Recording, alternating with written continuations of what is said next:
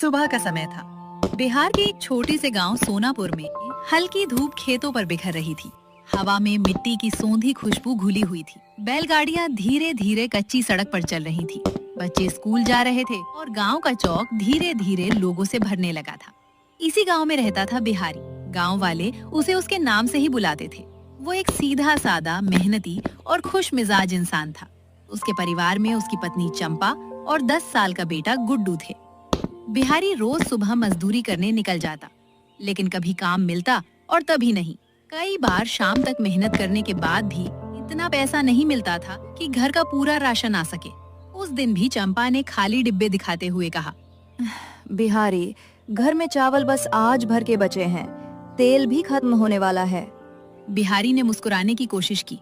चिंता मत कर चंपा, भगवान ने हाथ पैर दिए हैं, मेहनत करेंगे तो रास्ता भी मिलेगा। चंपा बोली, मेहनत तो तुम बहुत करते हो, लेकिन अब अपना कोई काम शुरू करना चाहिए। ये बात बिहारी के दिल में उतर गई। उसी समय उसका बचपन का दोस्त मुन्ना वहाँ पहुँचा। अरे बिहारी, आज भी चौधरी के खेत में काम नहीं मिला क्या? बिहारी ने सिर हिलाया। नहीं, लेकिन अब मैं मजदूरी नहीं करूँगा। मुन्ना हैरान होकर बोला, तो फिर क्या करेगा? बिहारी की आंखों में चमक आ गई। मैं गांव का पहला बाल्टी चिकन स्टॉल खोलूंगा। मुन्ना पहले तो जोर जोर से हंसने लगा। अरे पगले, गांव में कौन बाल्टी भर चिकन खरीदेगा? बिहारी बोला, जब स्वाद दिल जीत लेगा तो लोग खुद खरीदेंगे। मुन्ना ने उसकी पीठ थपथपाई। अगर तूने ठान लिया है तो मैं भी तेरे साथ हूँ। अगले दिन दोनों बाजार पहुँचे। बिहारी ने अपनी वर्षों की बचाई हुई थोड़ी सी रकम निकाली। उसी से उसने एक मजबूत ठेला, बड़ी कड़ाही, मसाले, चिकन और लाल रंग की एक साफ बाल्टी खरीदी। शाम तक दोनों ने ठेले को तैयार कर दिया। सामने बड़े बड़े अक्षरों में लिखा गया, बिहारी बाल्टी चिकन, 99 रुपए में भरपूर स्वाद। गांव के कुछ लोग ठेले के सामने रुक गए। एक बूढ़े बाबा बोले, अरे भाई, ये बाल्टी में चिकन बेचने का नया फैशन कब से आ गया? दूसरा आदमी हंसते हुए बोला, 2 दिन में ठेला बंद हो जाएगा। बिहारी ने किसी की बात का बुरा नहीं माना। उसने मुस्कुराकर कहा, पहले स्वाद चख लीजिए, फिर फैसला कीजिए। रात भर बिहारी और चंपा मसाले तैयार करते रहे। अदरक, लहसुन, प्याज और खास देसी मसालों की खुशबू पूरे घर में फैल गई। चंपा बोली, ये मसाला तो कमाल का लग रहा है। बिहारी मुस्कुराया। यही हमारा सबसे बड़ा राज है। सुबह होते ही ठेला गांव के बस स्टैंड के पास पहुंच गया। कढ़ाई में तेल गर्म हुआ, मसाले भुनने लगे। कुछ ही मिनटों में ऐसी खुशबू फैली कि आसपास खड़े लोग खुद ब खुद ठेले की तरफ आने लगे। पहला ग्राहक एक ट्रैक्टर चालक था। उसने पूछा, कितने का है? 99 रुपए में एक बाल्टी। इतने में? हाँ, पूरा परिवार खा सकता है। उसने एक बाल्टी पैक करवा ली। थोड़ी देर बाद 2 कॉलेज के लड़के आए। उन्होंने चिकन खाया। एक ने कहा, भाई, ऐसा स्वाद तो शहर में भी नहीं मिला। दूसरा बोला, अब हर रविवार यहीं आएंगे। धीरे धीरे दोपहर तक ठेले पर भीड़ लगने लगी। मुन्ना खुशी से बोला, बिहारी देख, लाइन लग गई। लेकिन सड़क के दूसरी तरफ बनी 3 मंजिला होटल की बालकनी से कोई ये सब देख रहा था। वो था गांव का सबसे अमीर होटल मालिक जगदीश। उसका होटल कई सालों से गांव का सबसे बड़ा होटल माना जाता था, लेकिन आज पहली बार उसके होटल से ज्यादा भीड़ एक छोटे से ठेले पर दिखाई दे रही थी। जगदीश ने अपने मैनेजर से कहा, जाकर पता करो, आखिर लोग वहाँ क्यों जा रहे हैं। मैनेजर एक बाल्टी चिकन लेकर आया। जगदीश ने जैसे ही पहला टुकड़ा खाया, वो कुछ पल के लिए चुप हो गया। फिर उसने गुस्से में प्लेट मेज पर पटक दी। अगर ये ठेला ऐसे ही चलता रहा तो मेरे होटल के ग्राहक कम हो जाएंगे। उसने मुट्ठी भींच ली। नहीं, मैं ऐसा होने नहीं दूंगा। शाम तक बिहारी का लगभग सारा चिकन बिक चुका था। घर लौटते समय उसने पहली बार इतने पैसे कमाए थे कि पूरे परिवार के लिए राशन खरीद सका। गुड्डू खुशी से बोला, पापा, अब हम नए स्कूल बैग भी खरीद पाएंगे। बिहारी ने मुस्कुराकर कहा, जरूर बेटा। चंपा की आंखें भर आईं। उसे पहली बार लगा कि उनके अच्छे दिन शुरू हो गए हैं। लेकिन उसी रात जगदीश अपने 2 आदमियों के साथ होटल के पीछे बैठा था। वो धीमी आवाज में बोला, सिर्फ मेहनत से कोई इतना आगे नहीं बढ़ सकता, उसे रोकना पड़ेगा। एक आदमी बोला। मालिक, क्या करें? जगदीश मुस्कुराया। ऐसा करेंगे कि पूरा गांव उसी पर शक करने लगे। तीनों धीरे धीरे हंसने लगे। उसी समय दूर अंधेरे में खड़ा एक अनजान आदमी उनकी सारी बातें सुन रहा था। वो कौन था? क्या वो बिहारी को सब कुछ बताएगा या जगदीश की नई साजिश सफल हो जाएगी? अगली सुबह सोनापुर गांव में हमेशा की तरह चहल पहल थी, लेकिन आज एक फर्क था। बस स्टैंड के पास लगे बिहारी बाल्टी चिकन 99 रुपए में भरपूर स्वाद वाले ठेले के सामने सुबह से ही लोगों की लंबी लाइन लगी हुई थी। मुन्ना खुशी से बोला, बिहारी, लगता है आज तो पूरा चिकन दोपहर से पहले ही खत्म हो जाएगा। बिहारी मुस्कुराया। ये सब गांव वालों के प्यार का नतीजा है। स्वाद और ईमानदारी कभी बेकार नहीं जाते। उधर अपने होटल की खिड़की से जगदीश ये सब देख रहा था। हर गुजरते घंटे के साथ उसके होटल में ग्राहक कम हो रहे थे, जबकि बिहारी के ठेले पर भीड़ बढ़ती जा रही थी। गुस्से में उसने मेज पर हाथ मारा। अगर अभी कुछ नहीं किया तो मेरा होटल खाली हो जाएगा। उसने अपने मैनेजर कल्लू को बुलाया। सुनो, गांव में ये खबर फैला दो कि बिहारी बासी चिकन बेचता है। लोग डरेंगे तो उसके पास जाना बंद कर देंगे। कल्लू तुरंत गांव में अफवाह फैलाने निकल पड़ा। कुछ लोग आपस में बातें करने लगे। सुना है चिकन ताजा नहीं होता। पता नहीं सच है या झूठ। लेकिन तभी एक बुजुर्ग किसान खड़ा हुआ। मैं पिछले 3 दिन से वहीं खा रहा हूँ। अगर खाना खराब होता तो मैं यहाँ खड़ा नहीं होता। दूसरा ग्राहक बोला, बिहारी हमारे सामने ताजा चिकन बनाता है, किसी की झूठी बातों में मत आओ। धीरे धीरे अफवाह अपने आप खत्म होने लगी। ये सुनकर जगदीश का चेहरा गुस्से से लाल हो गया। पहली चाल भी बेकार गई। उधर बिहारी अपने काम में लगा रहा। वो हर ग्राहक का मुस्कुराकर स्वागत करता। भैया, मिर्च कम रखना। जरूर। मेरे बच्चों के लिए थोड़ा कम मसाला डालना। जैसा आप कहें। यही अपनापन लोगों को बार बार उसके ठेले तक खींच लाता था। शाम तक फिर पूरा माल बिक गया। मुन्ना खुशी से बोला, बिहारी, अब तो दूसरा बड़ा भगोना भी खरीदना पड़ेगा। बिहारी हंस पड़ा। अगर भगवान ने चाहा तो जल्दी ही खरीदेंगे। उस रात जगदीश ने नई योजना बनाई। अगर लोग अफवाह से नहीं डरे तो उसके काम में रुकावट डालनी होगी। अगली सुबह जब बिहारी ठेला खोलने पहुंचा तो उसने देखा कि ठेले का एक पहिया खुला हुआ था। मुन्ना घबरा गया। अरे, ये कैसे हुआ? बिहारी नीचे बैठा, पहिया ध्यान से देखा और बोला, यह अपने आप नहीं खुला, किसी ने जानबूझकर किया है। लेकिन उसने किसी पर आरोप नहीं लगाया। पास के लोहार से पहिया ठीक करवाया और कुछ ही देर में फिर ठेला चालू कर दिया। गांव वाले बोले, देखो कितनी मुसीबत आती है, फिर भी बिहारी हार नहीं मानता। ये बात सुनकर लोगों का भरोसा और बढ़ गया। अब गांव के साथ साथ आसपास के गांव से भी ग्राहक आने लगे। मजदूर, स्कूल के शिक्षक, सब बिहारी के बाल्टी चिकन की तारीफ करने लगे। एक दिन गांव के सरपंच भी वहां पहुंचे। उन्होंने चिकन खाया और मुस्कुरा कर कहा, बिहारी, तुमने अपने स्वाद से पूरे गांव का नाम रोशन कर दिया। बिहारी ने हाथ जोड़कर कहा, यह सब आप लोगों के विश्वास की वजह से है। सरपंच की तारीफ सुनते ही जगदीश का धैर्य टूट गया। उसने कल्लू से कहा, अब आखिरी चाल चलनी पड़ेगी। क्या करेंगे मालिक? जगदीश धीरे से बोला, गुमनाम शिकायत करेंगे कि यहाँ साफ सफाई नहीं रखी जाती। जांच होगी, काम रुकेगा और ग्राहक अपने आप कम हो जाएंगे। कल्लू मुस्कुराया। समझ गया मालिक। 2 दिन बाद गांव में खबर फैल गई कि खाद्य विभाग की टीम आने वाली है। मुन्ना घबरा गया। अब क्या होगा? बिहारी शांत रहा। अगर हमने कोई गलती नहीं की है तो डरने की जरूरत नहीं। उसने पूरे ठेले की अच्छी तरह सफाई की, बर्तन चमकाए, मसाले ढककर रखे, पानी के ड्रम साफ किए। दोपहर में अधिकारी जांच के लिए पहुंचे। उन्होंने हर चीज ध्यान से देखी, साफ सफाई, खाना बनाने का तरीका और सामग्री की जांच की।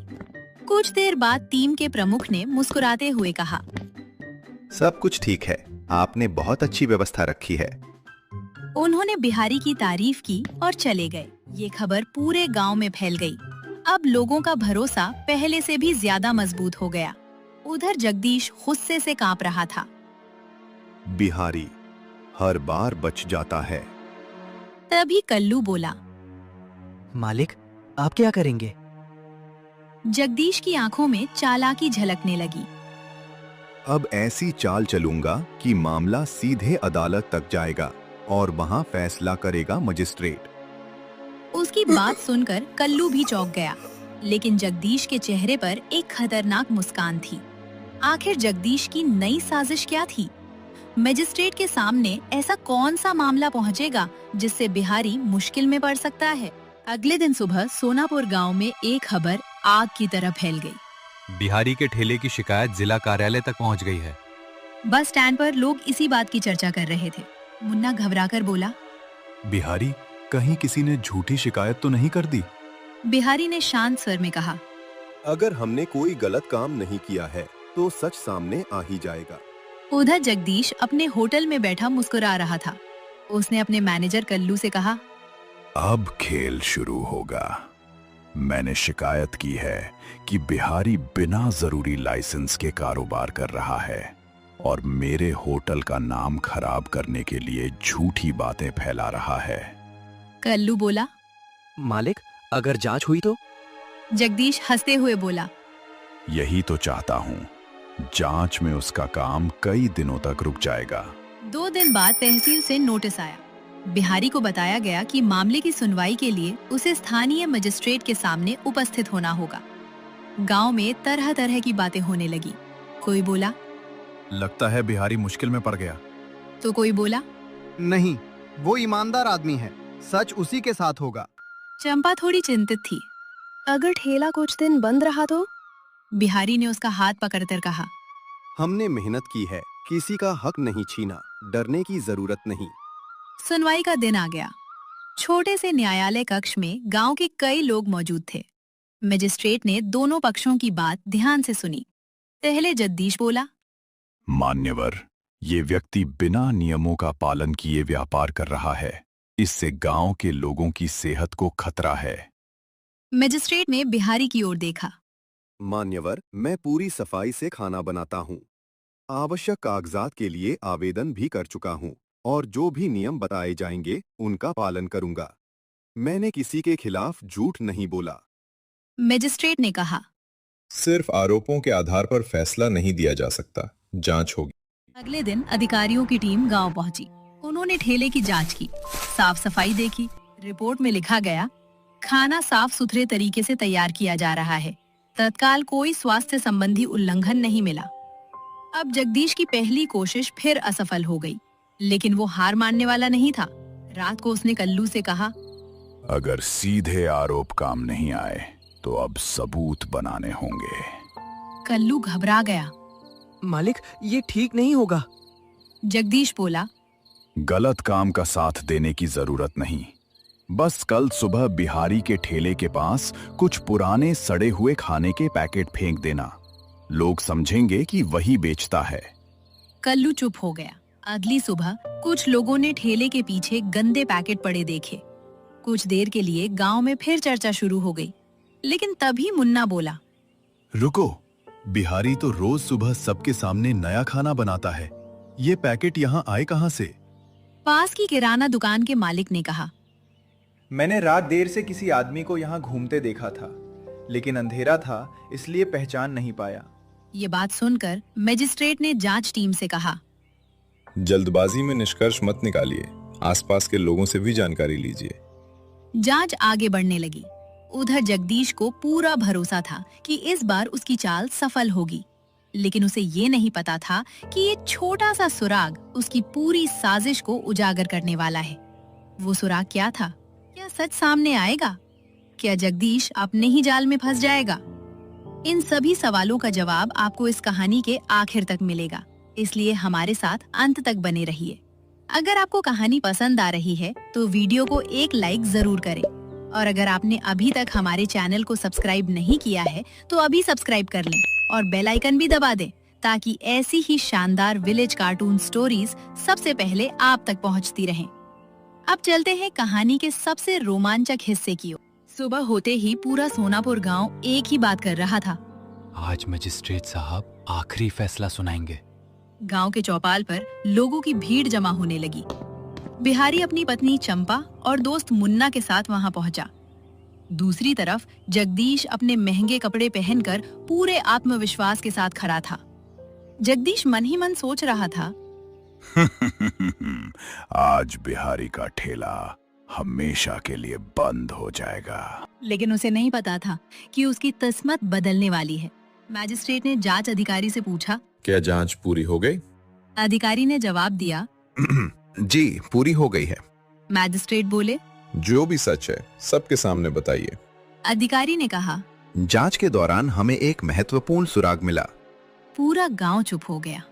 अधिकारी ने बताया, ठेले के पीछे मिले सड़े हुए खाने के पैकेटों पर एक खास होटल का स्टिकर लगा था। सब लोग हैरान रह गए। मैजिस्ट्रेट ने पूछा, किस होटल का? अधिकारी ने फाइल खोलकर कहा, यह स्टिकर जगदीश होटल का है। पूरे चौपाल में सन्नाटा छा गया। जगदीश के चेहरे का रंग उड़ गया। मैजिस्ट्रेट ने आगे पूछा, क्या सिर्फ स्टिकर ही सबूत है? अधिकारी बोले, नहीं। उन्होंने गांव की किराना दुकान के बाहर लगे सीसीटीवी कैमरे की रिकॉर्डिंग दिखाई। वीडियो में साफ दिखाई दे रहा था कि देर रात जगदीश का मैनेजर कल्लू बाइक से आया। उसने ठेले के पीछे वही पैकेट फेंके और जल्दी से वहां से चला गया।